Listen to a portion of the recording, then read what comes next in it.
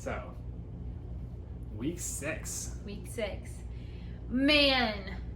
We may have gone a little overboard with week 5. Because week 6. 3 recipes. 3 recipes to roll.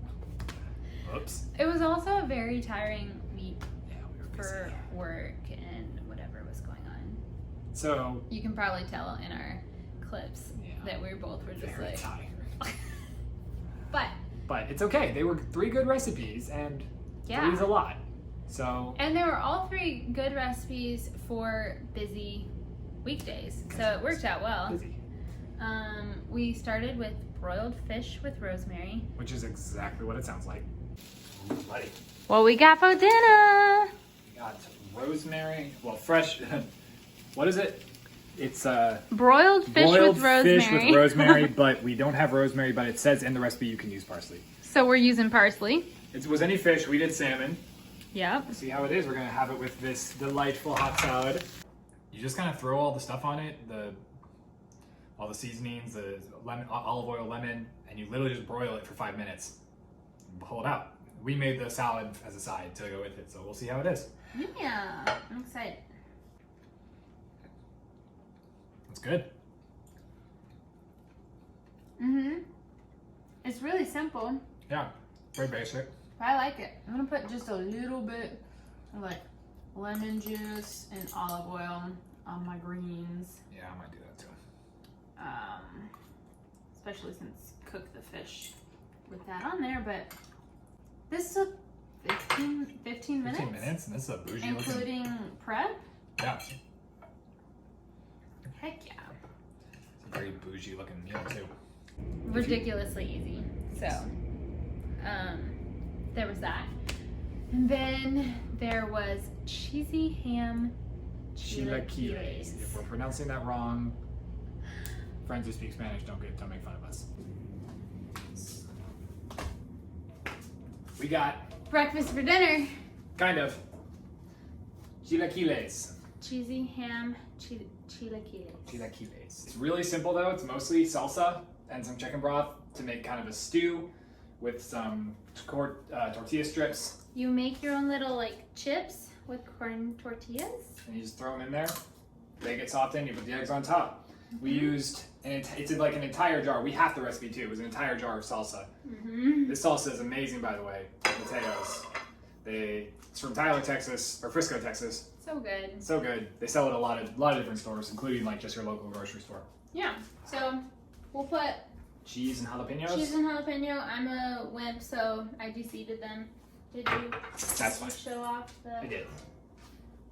Here we go. And then we'll garnish with the rest of those tortilla strips. Yeah. Let's do it. We'll see. All right. Let's Good. Let's see here.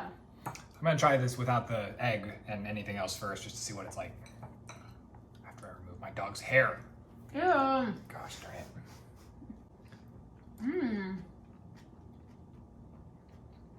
That's really good. That is delicious. Wow. I didn't really have expectations because I was just like, I don't know, it's like salsa with some ham in it. But this is really good.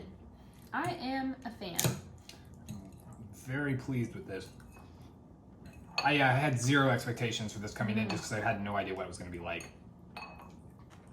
It's very flavorful. I mean, a lot of that has to do with the salsa that you pick. Pick out a good brand of salsa with this. Or make your own. That is something we need to do in the future. So, Sean made a bit of a Chicago blunder.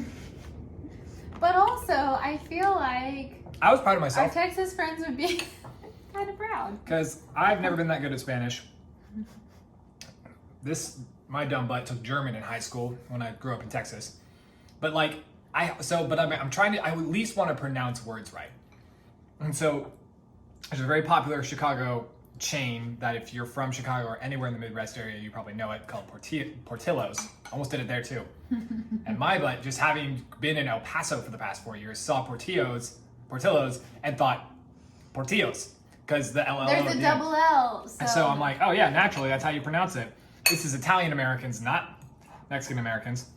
And I said that in front of my coworkers and they got a kick out of that. So You're welcome.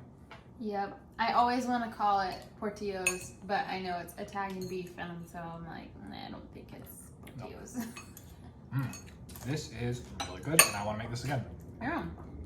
Definitely made it up onto the make again list. Yeah. It would be just as good probably without the fried egg. Really?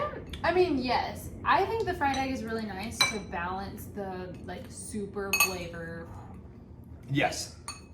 Not in a bad way, but the salsa is very like flavor bomb in your mouth. And the egg is a nice neutralizer and also good protein.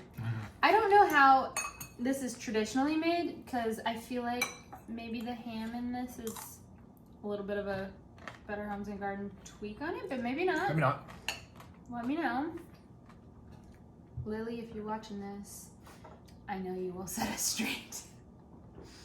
Alright, we're gonna finish eating. Cheers. Bye. We've actually, so Spoiler. spoiler, our videos and blogs are a few weeks behind what we're actually cooking at. So we can say that we have actually made this recipe again. Yeah. So And and we did it with homemade salsa. Which was Delicious. delicious. It was really good with the salsa from the jar, but those salsas have been sitting there in the spices together for a long time, so those flavors are really, really strong. With homemade salsa, it was a little more mild, and not in like terms of spice level necessarily, but in terms of just the amount of flavor. It didn't feel like it was so much all at once. Yeah. But it was both good. Both good. Just different. Yeah, and we're gonna keep making it. It's a really easy breakfast, lunch, whatever you want, and really pretty good for you too. Yeah. Super good. And then The easy baked Cavatelli.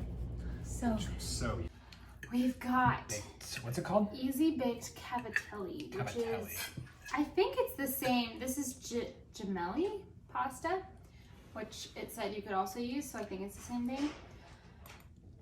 It was easy, and it's not like just throw it in a pot and leave it until it's ready, but it's pretty simple, and it's pasta. We haven't had just pasta in a while. What you think? What you think? Let me try it really while you good. talk. No, that's good. It's got a good flavor. It's real simple, subtle. Italian sausage, some tomatoes. Yeah. You cook the noodles. I wasn't here when you made this. Oh yeah. So the noodles cook in the skillet. You brown the meat, then you add the chicken broth or vegetable broth, whatever you're using. Diced tomatoes, not drained. And so then the noodles just cook in all of that. I always think noodles are super good when you cook it in the actual dish itself. So yeah, you do all that. You cook the stuff on the stove, then you throw it in the oven to let the cheese melt on the top, and it's really delicious. This is very good. Well, I've been excited to make this since we grocery shopped like 3 weeks ago. We love pasta. So. We make like twice baked pasta all the time, and it's not great for you, but it's amazing, and it saves really well, so you can make it for lunches. A lot of times what we'll do when we make our twice baked pasta, we'll go super heavy on the veggies, so onion, bell peppers, whatever, and then do a little lighter in the pasta, so it's not quite as bad for you, or heavy on the carbs, but not so this time. We went full pasta on this recipe, and I am glad we did. Cute. So yeah, that's that. It's been a day. We're gonna enjoy each other's company. Oh, what a kiss. Pasta. So it was my favorite recipe of the week. Sometimes you just take a bite and you're like, oh, pasta. It's so good. So that was week 6. That was all week 6. It was very short. The end. Not a lot, but it was good, and good recipes if you're on the go. So Yeah. Strider, Strider, come say hi. come here. Come here, buddy. Come here. He just took a very long. Hello, Strider. Hello. It's just a hard life. How did week 6 smell to you? Yeah, he liked it. He loved week 6. He did. strategy. Yeah. Bye.